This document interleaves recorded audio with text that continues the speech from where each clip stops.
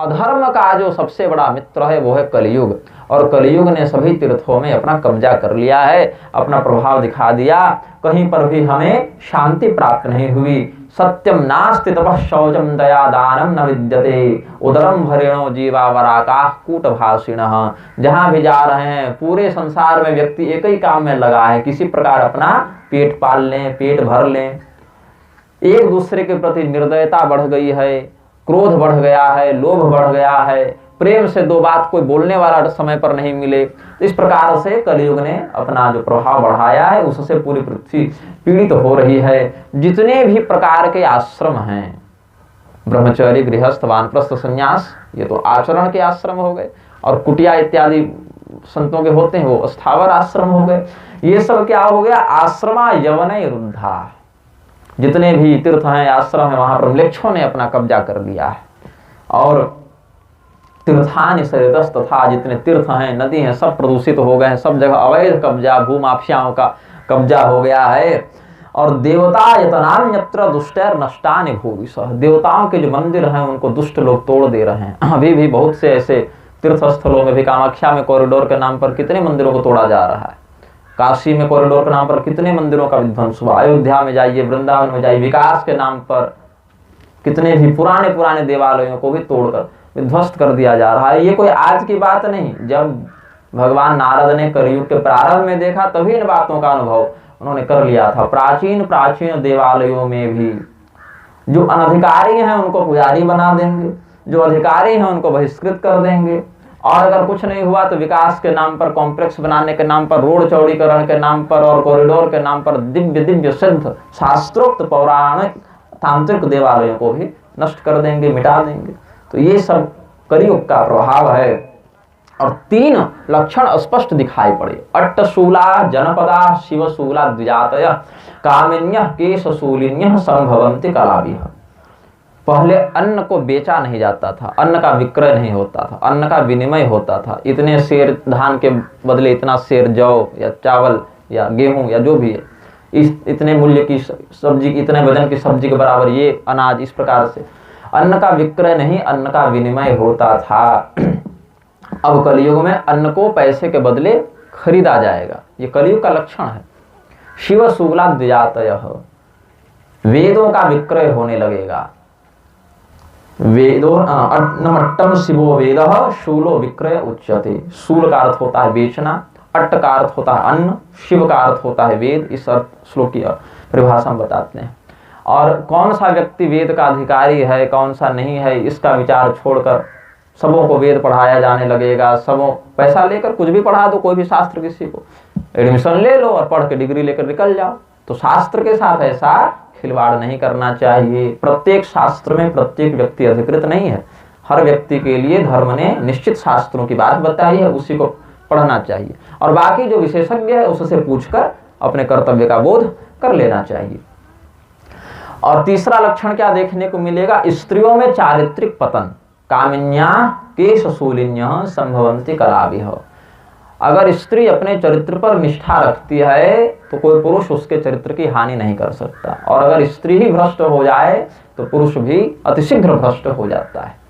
अगर कदाचित कोई स्त्री पतिव्रता भी हो और पुरुष ही बिगड़ जाए तो उस पुरुष को भीषण दंड प्राप्त करना पड़ता है, लेकिन बाकी पुरुष व्यभिचार से मुक्त रहते हैं। लेकिन अगर एक स्त्री व्यभिचारिणी हो जाए तो कई पुरुष उसके पीछे व्यभिचारी बन सकते हैं। इसीलिए अर्जुन ने यह चिंता व्यक्त की थी, स्त्री सुदुष्टा सुवार्ष्णेय जायते वर्ण संकरः। गीता के पहले अध्याय में ही, गीता के प्रथम अध्याय में अर्जुन की क्या चिंता थी कि अगर कुल की स्त्रियों का चरित्र नष्ट हो जाए तो वर्ण संकरता समाज में फैल जाती है, व्यभिचार फैल जाता है, चरित्रहीनता का प्रसारण हो जाता है। तो ये सब इन्होंने देखा। भगवान क्षमां त्यक्त्वा स्वपदं गतः तद्दिनात् कलिरायातः सर्वसाधन बाधकः दृष्टो दिग्विजये राज्ञा दीनवत् शरणं गतः न मया मारणीयोऽयं सारंग इव सारभुक्। राजा परीक्षित तो गए थे मारने के लिए, उन्होंने तो तलवार निकाल ली थी, इसने लगा दिया दिमाग। कलयुग ने कहा कि शरणागत को मारना बहुत बड़ा पाप है, और राजा परीक्षित तो बड़े धार्मिक हैं तो उनकी ही शरण में चला गया। दीनवत् शरणं गतः, जैसे कोई बहुत ही दीनहीन व्यक्ति कष्ट पाता हुआ किसी के पास त्राहिमाम कहता हुआ चला जाए, ये कलयुग राजा परीक्षित के ही पास चला गया और शरणागत को नहीं मारना चाहिए, ऐसे धर्म का विचार करके राजा परीक्षित ने छोड़ दिया। लेकिन क्या केवल यही कारण है कि छोड़ दिया? बोले नहीं, एक गुण भी है कलयुग में जो उसके समस्त अवगुणों के ऊपर भारी हो जाता है। क्या गुण है? तो यत् फलम नास्ति तपसा न योगेन समाधिना तत्फलम लभते सम्यक कलौ केशव कीर्तनात्। कलयुग में मनुष्य की बुद्धि अधिक नहीं होगी, धन अधिक नहीं होगा, आयु अधिक नहीं होगी, सहनशीलता अधिक नहीं, ज्ञान अधिक नहीं, जो भी है सब बिल्कुल कम है। तो जिस प्रकार की तपस्या, जिस प्रकार की समाधि, जिस प्रकार का योग बल, जिस प्रकार का सदाचरण मनुष्य में होना चाहिए, वैसा कलयुग में नहीं रहेगा। तो कलयुग का व्यक्ति भगवान को कैसे प्राप्त करे? बोले इन सभी सत्कर्मों का, तपस्या, योग, समाधि, दान, तीर्थ, यज्ञ इत्यादि सत्कर्मों का जो फल है, भगवान की प्राप्ति, प्रसन्नता का जो श्रेय है, वो कलयुग में कैसे मिल जाएगा? तत्फलम लभते सम्यक कलौ केशव कीर्तनात्। भगवान के कीर्तन मात्र से प्राप्त हो जाएगा। यही इसमें बहुत बड़ा गुण है और यही गुण देखकर कलयुग को राजा परीक्षित ने नहीं मारा, छोड़ दिया। अब ऐसा नहीं है कि कलयुग में कथा नहीं होगी, कथा तो होगी, सार नहीं रहेगा। ऐसा नहीं है कि कलयुग में तीर्थ नहीं रहेंगे, तीर्थ भी रहेंगे, सार नहीं रहेगा। ऐसा नहीं है कि लोग तपस्या नहीं करेंगे, तपस्या भी करेंगे, सार नहीं रहेगा। सार नहीं रहने का क्या अर्थ है? इसको बहुत अच्छे से समझाया है। पृथ्वी है, आपने उसमें बीज लगा दिया, लेकिन भूमि में सार नहीं है, मतलब उपजाऊ नहीं है, उर्वर नहीं है, तो बीज दग्ध हो जाएगा, नष्ट हो जाएगा, अंकुरित नहीं होगा। बीज तो बड़ा छोटा सा है और उर्वर भूमि पर बढ़िया उचित खाद पानी मौसम उसको मिल जाए तो कितना विशाल वृक्ष बन सकता है। लेकिन वो न मिल पाए तो वह बीज भी जल जाता है, मर जाता है, अंकुरित नहीं हो पाता। इसीलिए क्या कहा? कुकर्माचरणात् सारः सर्वतो निर्गतो धुना। कुकर्म के आचरण के कारण जिस भी चीज में जो सार था वो चला गया, सूख गया। तो विप्रैर भागवती वार्ता गेहे गेहे जने जने कारिता कण लोभे न कथा सारस्ततो गतः। कथा तो होगी, सार चला जाएगा। क्यों? ब्राह्मणों के द्वारा भागवत की कथा हर घर में की जाएगी, हर व्यक्ति में की जाएगी, लेकिन उद्देश्य भगवान की प्राप्ति का नहीं होगा। यजमान का उद्देश्य क्या होगा? मेरा बढ़िया नाम हो जाए, और ब्राह्मण का उद्देश्य होगा कि मेरी बढ़िया कमाई हो जाए। भगवान कहाँ गए बीच में? तो यश के लोभ से, धन के लोभ से जो कथा की जाएगी उसमें यश मिल जाएगा, धन मिल जाएगा, लेकिन सार जो परमात्मा तत्व की प्राप्ति है वो नहीं। अत्युग्र भूरि कर्माणो नास्तिका रौरवा जनाः तेपि तिष्ठन्ति तीर्थेषु तीर्थ सारस्ततो गतः। तीर्थों का सार कैसे चला जाएगा? जितने भी तरह के कुकर्म पाप करने वाले लोग रहेंगे सब तीर्थों में जाकर अपने अपने बड़े बड़े आश्रम बना लेंगे, होटल बना लेंगे और पर्यटन के नाम से तीर्थों को नष्ट कर देंगे। आश्रम का अर्थ क्या है? तपस्या करने के लिए वहां पर व्यक्ति रहे, लेकिन तपस्या छोड़िए, अब तो व्यभिचार बढ़ रहा है। मान्य संप्रदायों के आश्रमों में भी अब व्यभिचार बहुत तेजी से बढ़ रहा है। कहीं व्यभिचार नहीं भी हो तो नेता मंत्रियों का आना जाना बढ़ जाए तो सारा काला धन गुरुजी व्हाइट करने में लगे रहे, डोनेशन ले लेके 80 जी का इनकम टैक्स बच जाएगा। तो बहुत कुछ जो है कुकर्म धर्म के नाम पर होने लगे। तो जो तीर्थों में प्रवेश करने से जिनको रोक देना चाहिए था, जिनको तीर्थों में प्रवेश करने पर प्रतिबंधित कर देना चाहिए था, ऐसे ही लोग तीर्थों में बड़े बड़े प्लॉट खरीद के, जमीन खरीद के, बड़े बड़े अपार्टमेंट और फ्लैट बना बना के बेचेंगे और होटल बना बना कर वहां पर कुकर्म करवाएंगे। तो इससे क्या होगा? रौरव नरक में जिनको जाना चाहिए ऐसे पापी तीर्थों में कब्जा कर लेंगे तो तीर्थों का सार चला जाएगा। और तपस्या का सार क्यों चला जाएगा? काम क्रोध महालोभ तृष्णा व्याकुल चेतसः तेपि तिष्ठन्ति तपसि तपस्सारस्ततो गतः। तपस्या का सार क्यों चला जाएगा? बैठ तो गए माला लेकर, बहुत बढ़िया से जप कर रहे हैं, उपवास भी कर लिए हैं, उपवास किए हैं, लेकिन दिन भर पड़ोसी को गाली दिए जा रहे हैं कि देखो आज हम उपवास किए हैं, भूखे हैं, और सुबह से उनको परेशान किए जा रहा है। तो मन में काम है, क्रोध है, लोभ है, तरह तरह के विकृति हैं, वो तो खैर सब में है, लेकिन कम से कम नियंत्रित करने का प्रयास तो करो। सत्यवादी हरिश्चंद्र अब दूसरा होने वाला नहीं रहा, लेकिन कम से कम अधिकाधिक सत्य बोलने का प्रयास तो करो, और ना बोलते बने तो मौन रहो। तो धर्म के पालन का प्रयास भी नहीं करेंगे लोग। काम, क्रोध, लोभ, तृष्णा इत्यादि से जिनका चित्त व्याकुल है, ऐसे व्यक्ति तपस्या भी करेंगे तो तपस्या तो सारहीन हो जाएगी, तपस्या का प्रभाव नहीं रहेगा। और शास्त्रों के पढ़ने का जो फल है वो क्यों चला जाएगा? ध्यान, योग, समाधि का फल क्यों चला जाएगा? मनसाश्चादया लोभात् दम्भात् पाखंड संश्रयात् शास्त्रानभ्यसनाच्चैव ध्यान योग फलम गतम। आजकल बहुत से एनजीओ, बहुत सी संस्थाएं ऐसी खुल गई हैं जो कहेंगे मेडिटेशन सिखा रहे हैं, योगा सिखा रहे हैं, ध्यान सिखा रहे हैं। अब तो योग नहीं सिखाते ना, अब योगा सिखाते हैं। योग दिवस सब मनाया जा रहा है और उसको लेकर योग ऋषि, रामदेव बाबा का नाम क्या गलत गया ना, योग ऋषि। तो योग का फल क्यों चला गया कलयुग में? इसीलिए चला गया क्योंकि पाखंड के आश्रय से ध्यान किया जा रहा है, पाखंड के आश्रय से योग किया जा रहा है। पाखंड क्या है? यानी पापस्य खंडानि, पाप के जो टुकड़े हैं, भागवत के अनुसार पाप के जो टुकड़े हैं, पाप के जो चिन्ह हैं, जो लक्षण हैं, उनको पाखंड कहा जाता है। पाप के खंड को पाखंड कहा जाता है। यम, नियम पहले सिद्ध हो, शारीरिक मानसिक पवित्रता कम से कम कुछ कुछ बन जाए। अब पूर्ण सिद्धि न भी हो लेकिन कम से कम कुछ तो बने, तब जाकर व्यक्ति आसन प्राणायाम का अधिकारी होता है। अब तो टीवी खोल लिए और नाक कान दबाने लगे, कह दिए हम योग कर रहे हैं। वो योग नहीं, व्यायाम हो सकता है, एक शारीरिक स्वास्थ्य के लिए व्यायाम हो सकता है, योग नहीं है वो। और योग कर्मसु कौशलम, अपने वर्णगत जातिगत स्वकर्म में जो कुशलता होनी चाहिए उसको छोड़कर बैठे हुए हैं, तो योग कहां से संसिद्ध होगा? और एक और भी मत है, माहेश्वर तंत्र का 18वां पटल कहता है, उसमें भगवान शिव कहते हैं योग पाखंड किसको कहते हैं? पाशब्देन त्रयी धर्मा पालनात् जगत स्मृतः तम खंडयन्ति यस्मात्ते पाखंडास्तेन हेतुना। ऐसे करके एक श्लोक है।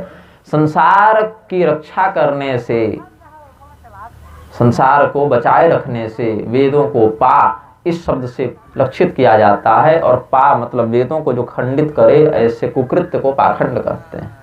तो वैदिक वर्णाश्रम व्यवस्था का मर्दन करके व्यक्ति योग करेगा और योग ऋषि कहेगा स्वयं को, योग दिवस मनाएगा, तो क्या योग संसिद्ध होगा? ध्यान संसिद्ध होगा? नहीं, उसका फल चला जाएगा, वो सारहीन हो जाएगा। और जो पंडित गण है, पंडित किसको कहते हैं? इस पर चिंतन किया आचार्यों ने। पंडित है कौन? जातिवाचक शब्द में भी ब्राह्मण को पंडित कह देते हैं, और गुणवाचक शब्द में पंडित किसको कहेंगे? तो कर्तव्या कर्तव्यस्य विवेकस्य विभाजिका बुद्ध्या नाम पंडा शास्ति अस्मिन् सैव पंडितः। क्या उचित है, क्या अनुचित है, क्या करना चाहिए, क्या नहीं करना चाहिए, इसकी जो विवेक बुद्धि है, उस विवेक बुद्धि का नाम है पंडा। और वह पंडा नाम वाली विवेक बुद्धि जिसमें वास करे उसको पंडित कहते हैं। ये किसी में भी हो सकता है। विदुर जी को पंडित मानेंगे कि नहीं मानेंगे? विदुर जी तो वर्ण की दृष्टि से शूद्र वर्ण में थे, लेकिन कितने ज्ञानी थे, भक्ति मार्ग में भी और ज्ञान मार्ग में भी विदुर जी कितने ऊपर थे। और विदुर जैसे कर्तव्यनिष्ठ व्यक्ति को, जो कर्तव्य के विवेक से युक्त है, ऐसे व्यक्ति की सलाह नहीं मानने के कारण कितना बड़ा महाभारत हो गया। विभीषण जी जैसे पंडित की सलाह न मानने के कारण कितना संहार हो गया राक्षसों का। पंडित तो रावण भी था, लेकिन वो शास्त्र पंडित बन के रह गया, सदाचार पंडित नहीं बन पाया। शास्त्र में भी केवल वो तांत्रिक विद्या और ज्योतिष विद्या ये सब का पंडित बन के रह गया। उचित और अनुचित के प्रयोग में उसका पांडित्य कहाँ दिखा? अब कह सकते हैं कि जानता था कि भगवान है, हठपूर्वक मरना था, वो एक अलग बात है, लेकिन आचरणगत जो हम आदर्श के रूप में देखेंगे तो विभीषण जी का आचरण अनुकरण करेंगे और रावण का आचरण नहीं पकड़ेंगे। युधिष्ठिर जी का आचरण ग्रहण करेंगे, दुर्योधन का नहीं करेंगे। वसुदेव जी का आचरण ग्रहण करेंगे, कंस इत्यादि का नहीं करेंगे। तो पंडितों की स्थिति क्या हो जाएगी कलयुग में? पंडितास्तु कलप्रेण रमन्ते महिषा इव पुत्रस्योत्पादने दक्षा अदक्षा मुक्ति साधने। सबसे अधिक कुशलता किसमें दिखेगी? संतान उत्पन्न करने में। पुत्र के उत्पादन में जितनी कुशलता दिखेगी, उतनी कुशलता, उतनी तत्परता धर्म कर्म के अनुष्ठान में देखने को नहीं मिलेगी। जिस प्रकार से कोई पशु, महिष, भैंस इत्यादि रमण करके संतान उत्पन्न करे, तो पंडित वैसे ही हो जाएंगे और मुक्ति साधन में अदक्ष हो जाएंगे। फिर देवर्षि नारद ने ये सब भक्ति भगवती को बता रहे हैं इनका लक्षण बता रहे हैं। और फिर कहा नहीं वैष्णवता कुत्र संप्रदाय पुरस्सरा एवं प्रलयताम प्राप्तो वस्तु सारस्थले थले सम्यक प्रकारेण गुरुना प्रदीयते शिष्याय। जो गुरु के द्वारा शिष्य के लिए उचित प्रकार से प्रदान किया जाए उसको संप्रदाय कहते हैं। अब जैसे आप श्री संप्रदाय के हैं, रामानंद संप्रदाय के महात्मागण इस क्षेत्र में अधिक हैं, तो भगवान के द्वारा जो चतुर्थ संप्रदाय प्रवर्तित किया गया, भगवान ही किए हैं अलग अलग आचार्यों के रूप में आकर। श्री संप्रदाय, ब्रह्म संप्रदाय, रुद्र संप्रदाय, सनकादि संप्रदाय, ऐसे 4 हैं ना। तो श्री संप्रदाय के अंतर्गत अभी देखिए, क्योंकि उन्हीं का स्थल इसलिए हम चर्चा करेंगे यहाँ श्लोक के आधार पर। नहीं वैष्णवता कुत्र संप्रदाय पुरस्सरा, ये आज नहीं, 5000 वर्ष पहले नारद जी ने, देवर्षि नारद ने, जो स्वयं भगवान विष्णु के अवतार हैं, उन्होंने ये अनुभव किया। अब वैष्णव संप्रदाय के अंतर्गत श्री संप्रदाय की हम बात करें, पहले एक ही था श्री संप्रदाय। पहले भगवान रामानुजाचार्य जी हुए, फिर भगवान रामानंदाचार्य जी हुए, उनके माध्यम से वैष्णव सिद्धांतों का प्रसार हुआ। भगवान रामानुजाचार्य जी ने दक्षिण भारत में विशेष प्रचार किया, भगवान रामानंदाचार्य जी ने उत्तर भारत में विशेष प्रचार किया। तो ये संप्रदाय की व्यवस्था होगी। अब संप्रदाय के सिद्धांतों को पहचानते कैसे हैं, जानते कैसे कि हमारे संप्रदाय में क्या सिद्धांत है? विशिष्टाद्वैत सिद्धांत पर श्री संप्रदाय की निष्ठा है, कैसे चलते हैं? तो भगवान रामानुजाचार्य जी ने भगवती सरस्वती के अनुग्रह से श्री भाष्य लिखा, श्री भाष्य पर चलते थे और चलते रहे। किसी संप्रदाय में एक दर्शन में एक भाष्य पर्याप्त है, वही होता है। उसी के आधार पर आचार्यगण अपने शिष्य को प्रदान करते जाते हैं, आगे पीढ़ी में शिष्यों को पढ़ाते जाते हैं। और विकृति कैसे कलयुग लाता है, एक घुसपैठ होने लगा और 100 साल पहले से सब विकृतियां अंग्रेजों ने डालनी प्रारंभ की। अंग्रेजों ने बहुत कुछ अंदर में विकृति उत्पन्न की है। बीज जहर का ऐसा बोया कि हम चले भी जाएं तो ये वृक्ष बड़ा होकर विषाक्त फलों को देता रहे। तो एक व्यक्ति ने कहा कि अब रामानंदाचार्य जी और रामानुजाचार्य जी को एक जानने से बड़ी दिक्कत है, दोनों को अलग अलग करना पड़ेगा, फूट डालो और राज करो। तो जहां भगवान विष्णु का सिद्धांत क्या था, वासुदेव सर्वमिति, या श्री राम मैं सब जग जानी, एकता का प्रतिपादक था। भगवान नारायण सर्वत्र हैं, सीताराम जी सर्वत्र हैं, ऐसा चिंतन करके जहां एकता का प्रतिपादन करना था, वहां श्री संप्रदाय में भी अब 2 हो गए। रामानुजी अलग चलने लगे, रामानंदी अलग चलने लगे, जबकि सिद्धांत वही है, एकत्व का प्रतिपादन वही है, लेकिन अलग अलग कर बैठे। क्यों? संप्रदाय पुरस्सरा वैष्णवता को कलियुग ने खंडित किया। तो अब क्या होने लगा, फिर इसमें लोभ बुद्धि आ गई कि हमारे पीछे चांदी का सिंहासन क्यों नहीं लगा है, हमारे माथे पर छत्र क्यों नहीं लगा है, हमारे नाम के आगे जगत गुरु क्यों नहीं लगा है, महामंडलेश्वर क्यों नहीं लगा है, वो भी लगना चाहिए। क्योंकि संप्रदाय में अब पहले लोग जाते थे क्यों? साधना करने, ज्ञान लेने, भक्ति करने, आचार्यों की सेवा करने, सिद्धांत को समझने। अब क्यों जाते हैं? चांदी का सिंहासन बनवाने, छत्र लगवाने, जगत गुरु बनने, महामंडलेश्वर बनने। इससे क्या हो गया, जहां तपस्या होनी थी, सिद्धांत होना था, जहां पर सेवा होनी थी, वहां पर तानाशाही होने लग गई। जितने जिले नहीं है भारत में, उससे अधिक तो जगत गुरु बन गए। क्यों? तपस्या के स्थान पर लोभ ने अपना अधिकार व्याप्त कर लिया। तो कहा कि भाई जब श्री भाष्य है तो हमारा भी होना चाहिए। तो एक भगवदाचार्य नाम का व्यक्ति खड़ा हुआ, हम करेंगे ये काम। कलयुग अपने अपने एजेंट खड़े करते हैं ना अलग अलग स्थानों पर। कहीं पर भी विकृत करना हो तो पहले वहां एक ऐसे एजेंट को भेजो जो वहां पर प्रदूषण फैला।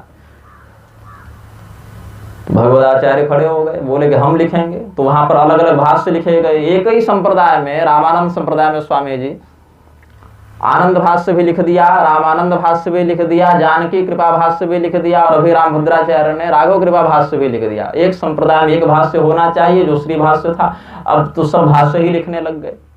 इससे क्या होता है, जो संप्रदाय पुरस्सरा व्यवस्था थी वैष्णवता को, सिद्धांत को प्रसारित करने के लिए, अब असली किसको मानोगे सिद्धांत? सब नकली सिद्धांत प्रसारित करने लगे और नाम लगा दिया रामानंदाचार्य जी का। अब रामानंद संप्रदाय में सबसे अधिक मान्यता किसको आप देंगे? जो भगवान रामानंदाचार्य जी ने कहा, जो लिखा, जो बताया। उनके बाद भी जो होंगे, अगर उनके सिद्धांत गुरु जी की वाणी से टकराएगी तो गुरु जी की बात न मानेंगे। जो भगवान श्री रामचंद्र जी के अवतार हुए, रामानंद स्वयं राम प्रादुर्भूतो महितले, भगवान श्री राम जी ही रामानंदाचार्य जी के रूप में आए, तो उनकी बात को मानेंगे कि आजकल वालों की बात मानेंगे? और यहाँ तक कि श्री वैष्णव मतार्य भास्कर जैसे दिव्य ग्रंथ में, जहाँ श्री वैष्णवों के लिए जो मर्यादा है उसको बताया गया, क्या कैसे किस वैष्णव धर्म का पालन संतों को करना चाहिए, वहां पर भी जो असली श्लोक है उनको काट कर, जहां श्री भाष्य इत्यादि शब्द थे उनको हटा के आनंद भाष्य इत्यादि घुसाने लगे। 100 साल पहले लिखकर भी उसको कह दिया कि हमारे पूर्वजों ने लिखा है, आदि गुरु ने लिखा है।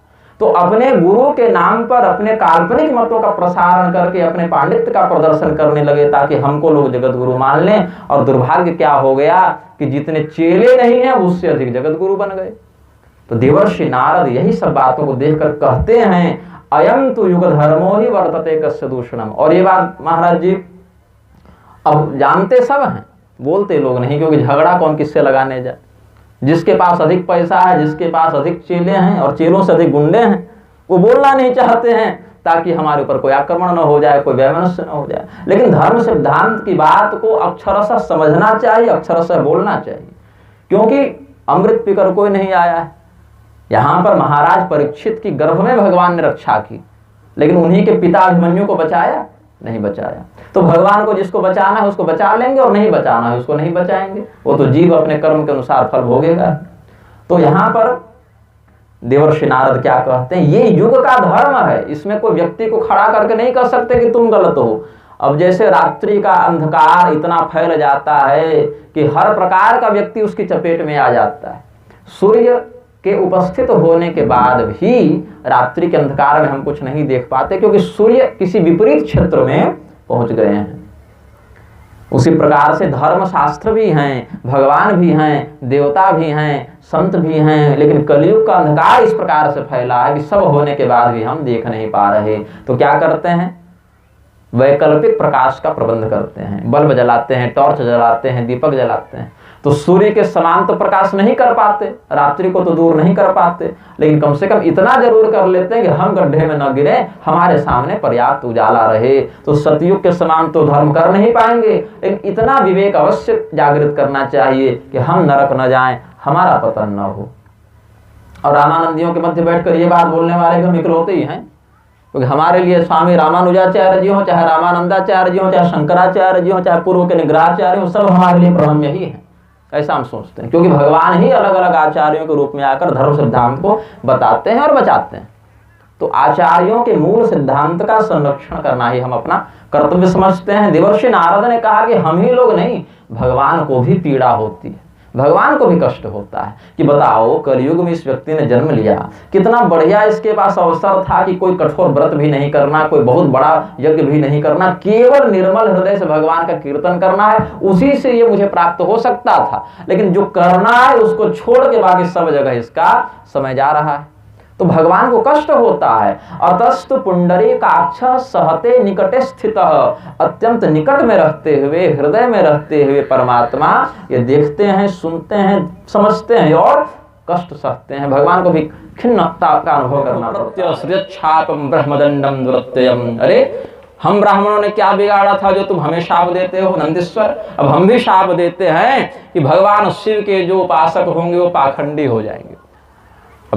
श्लोक सुनकर तो बड़ा भड़क जाएंगे लोग, लेकिन इसका बहुत गूढ़ रहस्य है कि इसका साप कहाँ फलित हो रहा है। आदि प्रसाद पाने में चर्चा हो रही थी दुबे जी, बोलना ही पड़ जाएगा, बोल देते हैं। भव व्रत धरा ये चतान समन व्रताः पाखंडिनस्ते भवन्तु सच्छास्त्र परिपंथिनः नष्ट शौचा मूढ़ धियो जटा भस्मास्ति धारिणः विशन्तु शिव दीक्षायां यत्र दैवं सुरासवम् ब्रह्म च ब्राह्मणाश्चैव यद्यूजं परिनिन्दथ सेतुं विधारणं पुंसां मतः पाखण्डमाश्रिताः एष एव हि लोकानां शिवः पन्थाः सनातनः यं पूर्वे चानुसन्तस्थुर्प्रमा यत्प्रमाणं जनार्दनः। भृगु मुनि ने क्या शाप दिया, शिव जी के जो अनुयायी होंगे वो पाखंडी हो जाएंगे।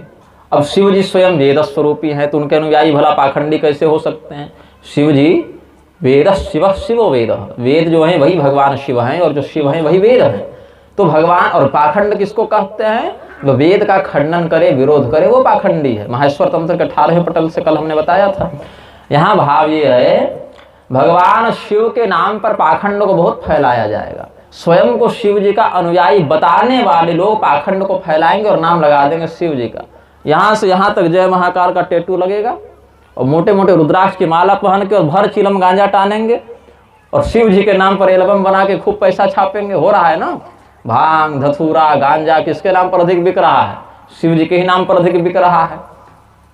शरीर में अंकों का गोदन करना इत्यादि भी निषिद्ध ही होता है, चित्रांकन करना भी, अस्थायी चित्रांकन करना भी निषिद्ध ही होता है। लेकिन शिव जी के नाम पर कितना बड़ा कारोबार चल रहा है ड्रग का और ये सब फैशनबाजी का। साथ ही सच्छास्त्र परिपंथ न, शास्त्रों में जो मर्यादा बताई गई है शिव संबंधी स्मृतियों में, वेदों में, उपनिषदों में, पुराणों में जो मर्यादा बताई गई वो उस पर ध्यान नहीं है, टोटका पर सबका ध्यान है। YouTube पर 1 लाख 2 लाख 10 लाख 20 लाख वीडियो अगर आ गए प्रदीप मिश्रा के, तो बेलपत्र पर मधु लगा के सबको 2 दिन में अंबानी बन जाना है। कि हमने अगर दिवाली की रात को ये टोटका कर लिया तो कल से तो गांव हमारा हुआ, 1 सप्ताह अगर बीत जाए तो जिला पर कब्जा कर ले हम ही। तो ऐसा नहीं होना चाहिए। भगवान शिव के द्वारा उपदिष्ट धर्म शास्त्रों के अनुसार चलना चाहिए और अपने कुल की मर्यादा का पालन करना चाहिए। नहीं तो हिंदू तो आज कलयुग में ऐसा हो गया है कि अगर कोई, यही हिंदू ना निर्मल बाबा के चक्कर में 10 रुपया का नोट और पर्स काला खरीदे घूम रहा था भविष्य चमकाने के चक्कर में, हाँ खोले बैठे, हाँ, और दरगाहों में माथा टेकते घूम रहा था और साईं बाबा के यहाँ दरवाजे में माथा पटक रहा था। हिंदू को क्या चाहिए आज के युग में? शॉर्टकट, कम परिश्रम में सब कुछ मिल जाए। और इसमें बहुत दुर्भाग्य से मुझे कहना पड़ रहा है कि महिलाओं का बहुत बड़ा हाथ है। क्यों? हर स्त्री चाहती है उसके माता पिता स्वस्थ रहें, पति का कारोबार बढ़िया चले, बेटी का विवाह बढ़िया हो जाए, पुत्र अच्छी नौकरी में लग जाए, या जो भी घर परिवार के हर व्यक्ति सुखी रहें, स्वस्थ रहें, संपन्न रहें। ये हर घर की स्त्री चाहती है, महिला चाहती है। और चाहने के चक्कर में वो क्या करते, हाथ हाथ मोबाइल है तो देखती है कि क्या करने से हमारे पति ठीक रहेंगे, पुत्र ठीक रहेगा, बेटा ठीक रहे, बेटी ठीक रहे, दामाद ठीक रहे, मायके वाले भी ठीक रहें, सब बढ़िया रहे। तो पता चला रे करना तो कुछ नहीं है, बस केवल ये थोड़ा सा टोटका कर दें फिर सब ठीक हो जाए। तो महिला जो थी वो बन गई तांत्रिक, तुरंत 2 मिनट जाते जाते वो धर्मशास्त्र की ज्ञाता हो गई, वो कर दी टोटका। अब 1 लाख व्यक्ति अगर टोटका कर रहे हैं तो 1000 का काम तो ऐसे भी बनना था, लेकिन वो 1000 अब जीवन भर के लिए भक्त बन गए। उनको लगा यही धर्म है, यही सत्कर्म है। इतना धर्म तो भस्मासुर भी कर रहा था। शॉर्टकट के चक्कर में 7 दिन में ही शिव जी को प्रकट कर लिया भस्मासुर ने और 14वें दिन भस्म भी हो गया। तो धर्म शास्त्र की मर्यादा उपदिष्ट मार्ग से, कुल सम्मत मार्ग से, पहले कुल पुरोहित होते थे, उनके माध्यम से व्रत नक्षत्र तिथि का बोध होता था, आराधना पद्धति का बोध होता था। अब सबसे बड़ा गुरु बन गया यूट्यूब। और उसके बाद अगर काम बन जाए प्रारब्धवशात तो उसी टोटके पर श्रद्धा हो जाएगी, और काम नहीं बना तो देवता पर अश्रद्धा हो जाएगी। लेकिन ये नहीं कहेंगे कि हम इतने बड़े मूर्ख हैं जो पाखंडियों के चक्कर में पड़ गए और हमने उन पर भरोसा कर लिया। ये दुर्भाग्य है। तो भृगु मुनि का शाप यहाँ पर ऐसे लागू होता है जहाँ पर धर्मशास्त्रों की विधिपूर्वक प्रतिष्ठा। आप बताइए, धर्मराज युधिष्ठिर राजसु यज्ञ करके तीसरे दिन जंगल चले गए 13 वर्ष के लिए। प्रारब्ध ये चोट करता है ना, ये नहीं कि हमने थोड़ा सा कुछ व्रत कर लिया, थोड़ा सा दान कर लिया और यह आशा कर ली कि हमारे समस्त दुख समाप्त हो जाएंगे और हम तत्काल सुखी हो जाएंगे। सुख तो स्वर्ग में देवताओं को भी नहीं है। वो तो सुमेरु पर्वत की गुफा में जितना समय बिता देते हैं उतना स्वर्ग में नहीं बिता पाते राक्षसों के आक्रमण के कारण। सुख हृदय के अंतर्गत निहित होता है। जिसको सुखी रहना है ना, वो सुदामा जी जीवन भर सुखी रहे, महल से लेके झोपड़ी से लेके हर जगह। जिनको सुखी रहना है वो महर्षि रैक्व, इतने बड़े ब्रह्मज्ञानी थे महर्षि रैक्व, जीवन भर सारथी का काम किए, बैलगाड़ी हाँके वो कभी नहीं बताए कि हम चाहने तो इंद्र को भी स्वर्ग से गिरा दें, ऐसी शक्ति रखते हैं। जनश्रुति को जो उपदेश दिया है उन्होंने, उपनिषदों में भी है, पद्म पुराण में भी है। राजा जनश्रुति, आज के महात्माओं के पास को नेता मंत्री सांसद पहुंच जाए तो महात्मा जी फोटो खींच के डालने लगे कि आज सांसद महोदय का आगमन हुआ। अरे भैया, तुम भगवान की उपासना करने के लिए साधु बने थे कि नेता की उपासना करने के लिए साधु बने थे भाई? तो भगवान की आराधना करना जिनका सौभाग्य होना चाहिए, कर्तव्य होना चाहिए, वो पार्टी और नेता की आराधना करने में लगे हैं। और महाराज जनश्रुति भी कोई सामान्य राजा नहीं थे। आकाश से देवता भी उनको लांघ कर नहीं जाते थे। महाराज जनश्रुति इतने श्रेष्ठ धार्मिक तपस्वी राजा थे, आकाश से जब देवी देवता सूक्ष्म रूप से जाते थे तो किनारे से जाते थे, इनको लांघ देंगे तो हम भस्म हो जाएंगे। ऐसे श्रेष्ठ राजा को तो रैक ने चढ़ने नहीं दिया अपनी बैलगाड़ी के निकट, भगा दिया, अरे तू धूर्त है, निकल जा यहाँ से, तू तो भोग विलास में पड़ा रहने वाला अधम है, ऐसा कह दिया।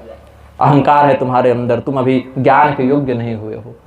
तब राजा जनश्रुति वो चढ़ावा जितना सोना चांदी और लेकर गए थे ना, महाराज जी को चढ़ावा चढ़ाएंगे, वो सब वापस किए, शिष्य बनकर गए, राजा बनकर नहीं गए, शिष्य बनकर गए, शरणागत हुए। तब गीता के 6ठे अध्याय का उपदेश किया है रैको ने, उससे राजा जनश्रुति का मोक्ष हुआ। ये साधु होते थे, ये साधु नहीं कि धर्म के नाम पर अधर्म का ही प्रसार करें। तो यहाँ पर भृगु मुनि का शाप कि भवव्रत धरा ये चतान समव्रता पाखंडिनस्ते भवन्तु सच्छास्त्र परिपंथिनः, भगवान शिव के अनुयायी पाखंडी हो जाएंगे। भगवान शिव के अनुयायी तो भगवान श्री रामचंद्र जी स्वयं हो गए ना। भगवान श्री कृष्ण ने शिव जी की आराधना की है कि नहीं की है? दधीचि, मार्कंडेय, उपमन्यु जैसे बड़े बड़े ऋषि महर्षियों ने शिव जी की आराधना की है कि नहीं की है? हम लोग करते हैं कि नहीं करते? रोज कर रहे हैं। तो क्यों पाखंडी नहीं हो रहे हैं? क्योंकि हम भगवान शिव की बताई श्रुति स्मृति मर्यादा को लांघ कर स्वार्थ में उपासना नहीं कर रहे। और जिसने स्वार्थ में उपासना की, ऐसे रावण, बाणासुर, भस्मासुर, ये सब राक्षसों का भी विनाश हुआ, भगवान ने उनको दंड दिया। तो परमात्मा के उपदिष्ट मार्ग का अनुसरण करना चाहिए।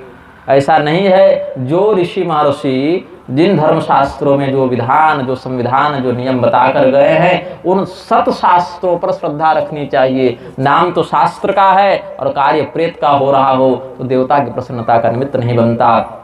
अस्तु आगे राधे श्याम राधे श्याम राधे श्याम राधे श्याम राधे श्याम राधे श्याम राधे श्याम राधे श्याम सीताराम सीताराम सीताराम सीताराम सीताराम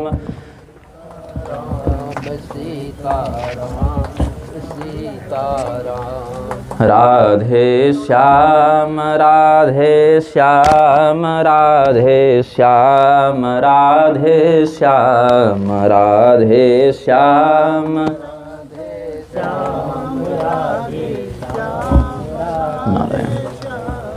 सीताराम सीताराम सीताराम सीताराम सीताराम सीताराम सीताराम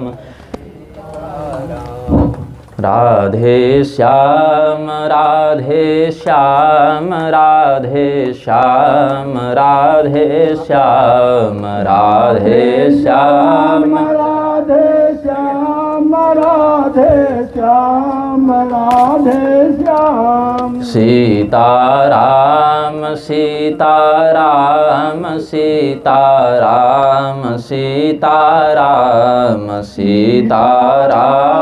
सीताराम सीताराम सीताराम राधे श्याम राधे श्याम राधे श्याम राधे श्याम राधे श्याम राधे श्याम राधे श्याम राधे श्याम। प्रेम से बोलिए आनंद कंद भगवान की, श्री राधा वल्लभ सरकार की। शरीर जो है इसलिए नहीं है कि हम तरह तरह के विषय वासना में लगे रहें, क्योंकि उतना तो पशु पक्षी भी कर ही रहे हैं।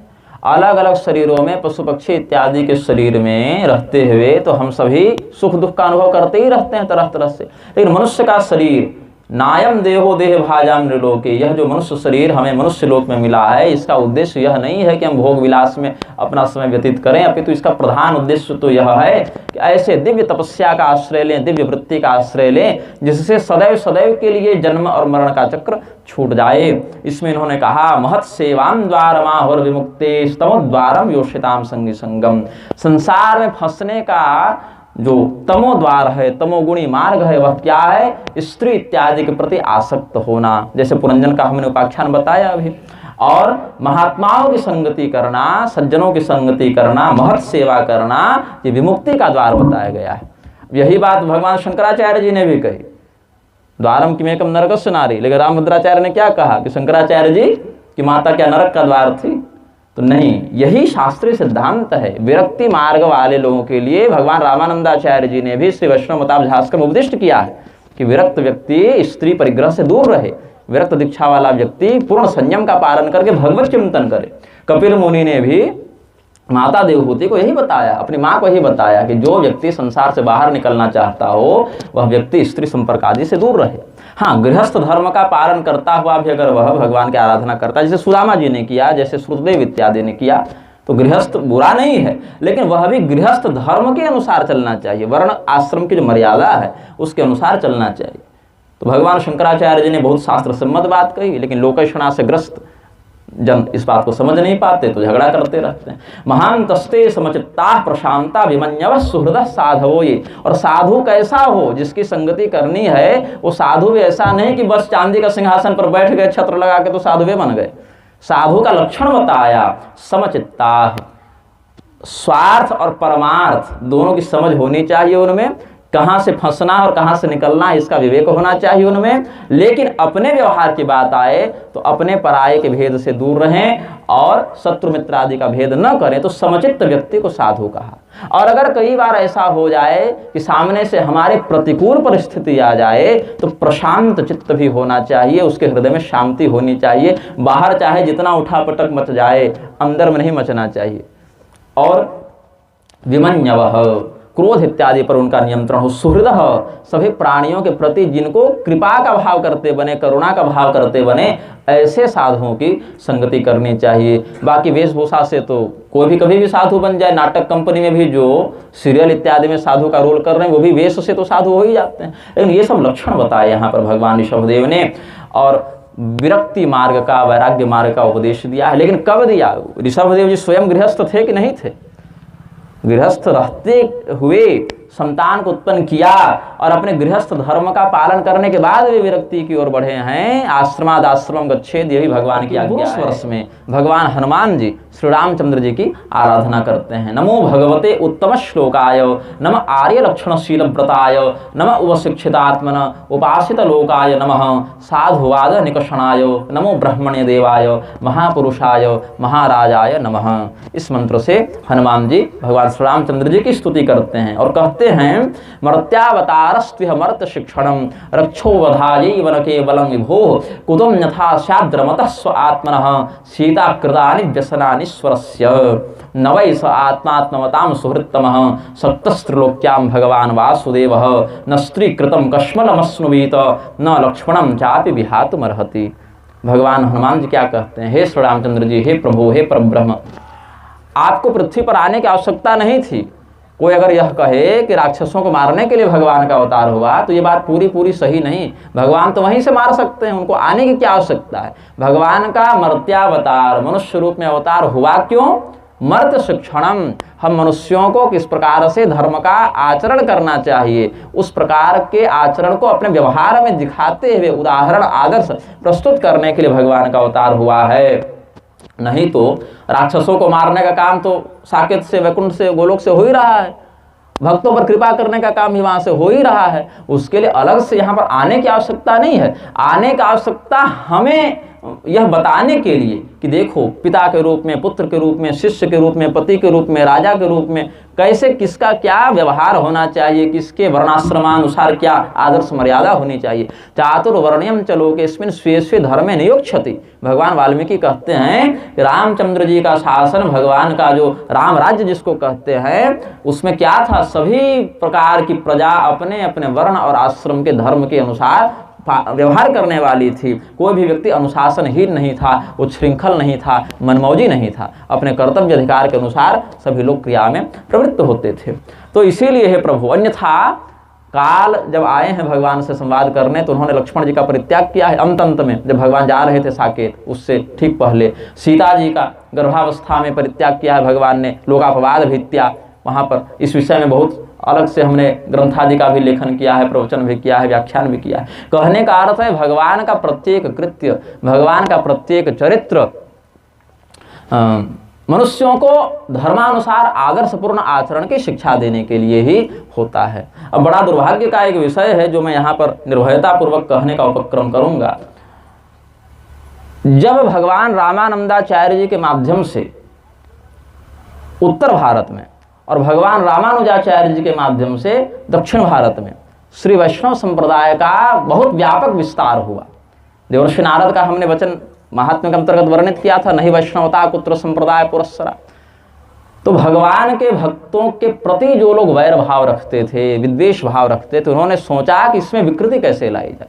कोई भी विकृति हो, प्रारंभ बहुत छोटा उसका होता है, कोई भी शरीर में कैंसर ही क्यों न हो तो छोटे से फुंसी के रूप में होता है, बहुत तुरंत व्यक्ति नहीं हो जाता।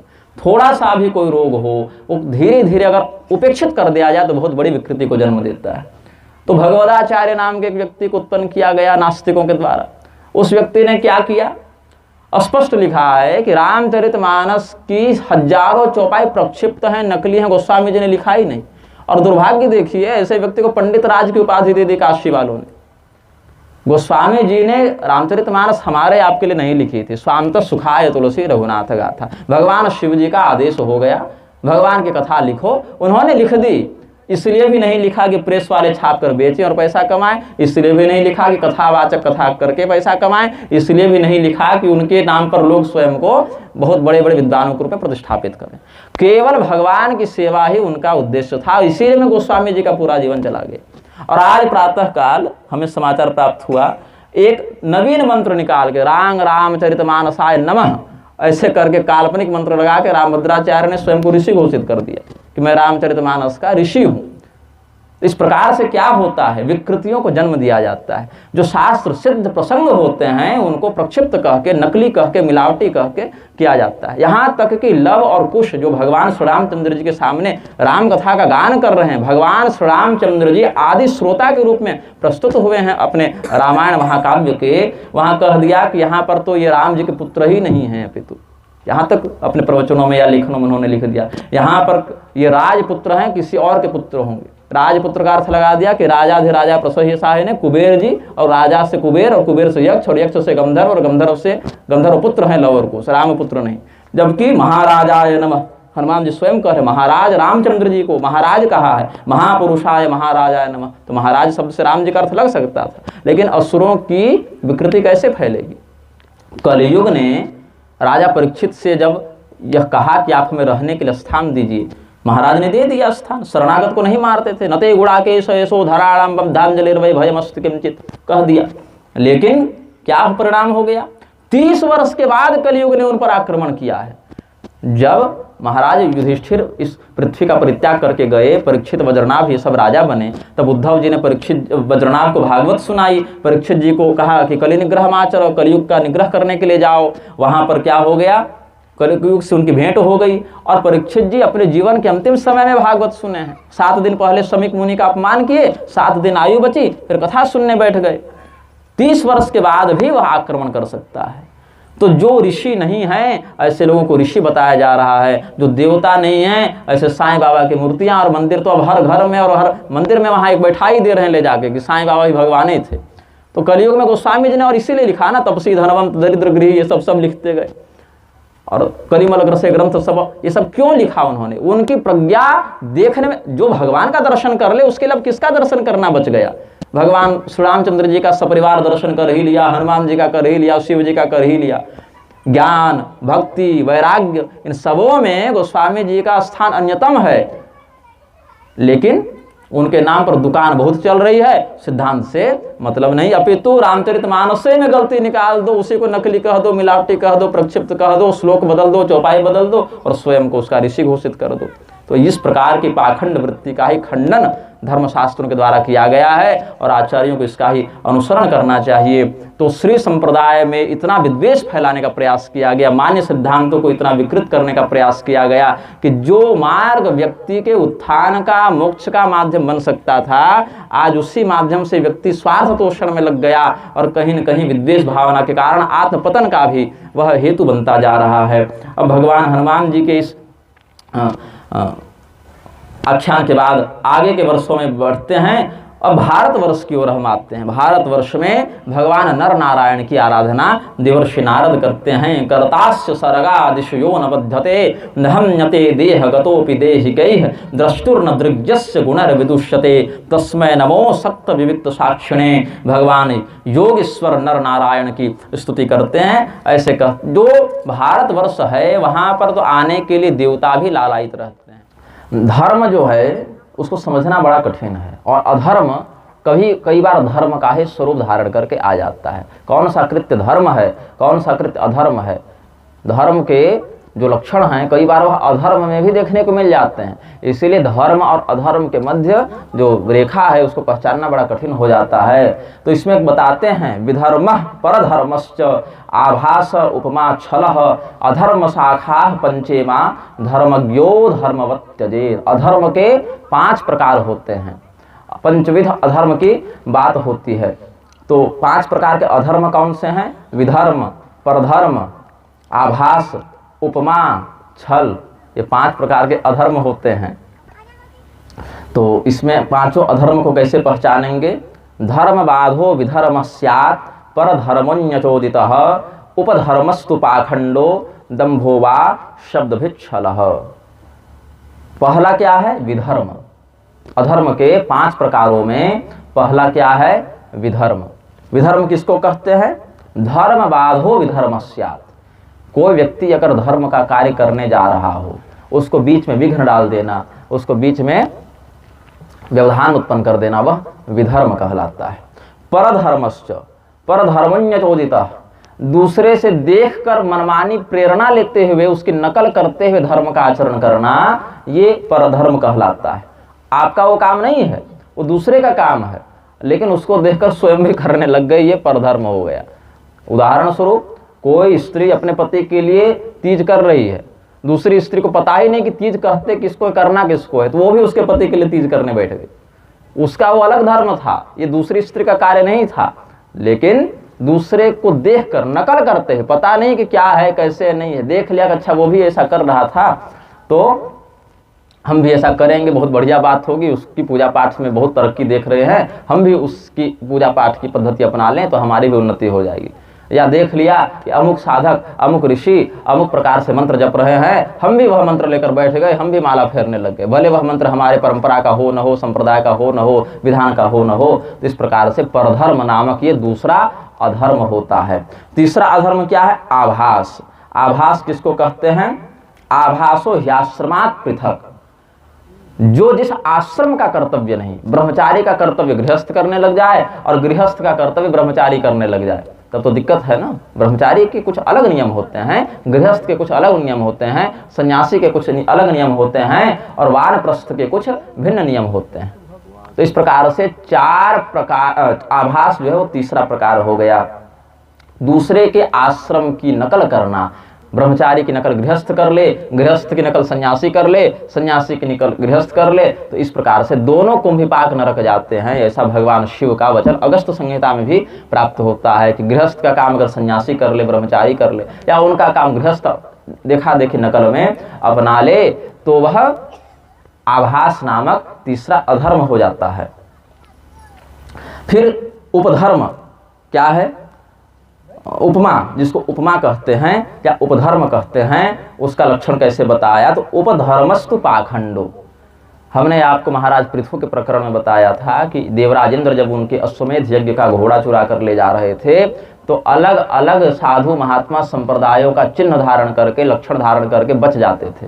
ये राजा पृथु के पुत्र थे विजिताश्व, वो जब घोड़ा लाने जाते तो देवराजेंद्र संत महात्मा का रूप बना लेते। तो वो जिस जिस रूप को बनाए वो सब वेद के विरुद्ध जाने वाले रूप थे। शास्त्रोक्त वैदिक रूप उन्होंने नहीं बनाया और वेद विरुद्ध रूप बनाया। उन्हीं रूपों का आश्रय लेकर नास्तिक मत का प्रवर्तन हुआ है। नास्तिक मत का जब प्रवर्तन हुआ तो लगने से, देखने से वो भी धर्म के ही समान लगता है। बौद्ध जैन चारवाक आदि को देखने से लगता है वो भी धर्म ही कर रहे हैं, लेकिन उसमें वेद का समर्थन नहीं होने से, आस्तिकता नहीं होने से, ईश्वर के निषेध हो जाने के कारण उसको अधर्म की ही श्रेणी में रखा जाता है।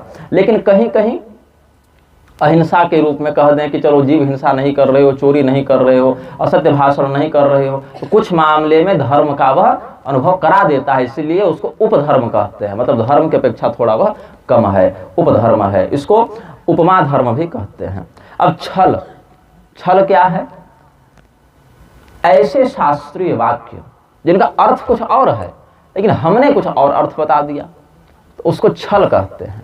जो दंभो वा शब्द भी छल है, शब्दों के अर्थ को फेर बदल कर दिया। अब विकलांग शब्द था, उसको बदल कर दिव्यांग कर दिया, तो भगवान के दिव्य अंगों को विकलांग तो कहेंगे नहीं। विकल अर्थ और प्रयुक्त है, दिव्य अर्थ और प्रयुक्त है। काली विलास तंत्र में कहते हैं दिव्यस्तु देववत प्रायः, जिसको देखकर हमें अनुभव हो कि अवश्य इसमें किसी देवता की कृपा है, अवश्य इसमें किसी देवता का अंश है, उसको दिव्य कहते हैं। लेकिन राजनीतिक स्वार्थ में शब्दों का अर्थ भी बदल दिया जाता है और उसके चाटुकार लोग भी स्वयं को संत बताते हुए उस रूप में अर्थों का अनर्थ करते हैं। तो ये छल नामक दूसरा 5वां अधर्म का प्रकार हो गया। तो इस प्रकार से मनमानी करना, धर्मशास्त्रों के जो सत्य अर्थ हैं उनको बदल के मनमाना ही अर्थ प्रसारित कर देना, अथवा दूसरे के आश्रम और सदाचार को देखा देखी नकल पूर्वक अपना लेना, या किसी के वास्तविक सदाचार में विघ्न उत्पन्न करना, या आधा अधूरा धर्म अपनाना, कुछ मान लिए और कुछ नहीं माने, इस प्रकार से तो ये अधर्म की 5 शाखाएं हो जाती हैं। अब यहाँ पर अभी कलयुग में धर्म के नाम पर यही 5 शाखाएं अधिक देखने को मिल रही हैं। कोई भी व्यक्ति उठकर योग ऋषि बन जा रहा है, तो ब्रह्म ऋषि बन जा रहा है, अब राज ऋषि बन जा रहा है, राजर्षि, ब्रह्मर्षि, देवर्षि, योगर्षि इतने बन गए हैं कलयुग में। और मैं तो कहता ही हूँ भारत में जितने जिले नहीं हैं उससे अधिक जगत गुरु ही बन गए हैं। जगत एक है तो जगत गुरु एक होना चाहिए, अथवा अगर पीठगत भेद से जगत गुरुओं की संख्या निश्चित करें तो भी उसकी एक निश्चित संख्या होनी चाहिए। लेकिन नहीं, ये जो 5 प्रकारात्मक अधर्म है वो कैसे नहीं बढ़ेगा? जब कलयुग है तो बढ़ेगा ही, और जब बढ़ेगा तो उसका लक्षण किसी न किसी प्रारूप में अवश्य ही दिखाई देगा। गोस्वामी तुलसीदास जी ने रामचरितमानस की रचना की।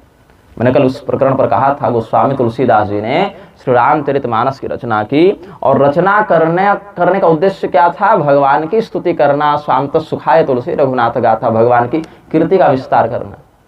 लेकिन बाद में और गोस्वामी जी ने किसी को यह अधिकार नहीं दिया कि उनकी रचना की मनमानी व्याख्या करे या स्वयं को आराध्य बता दे उसके नाम पर।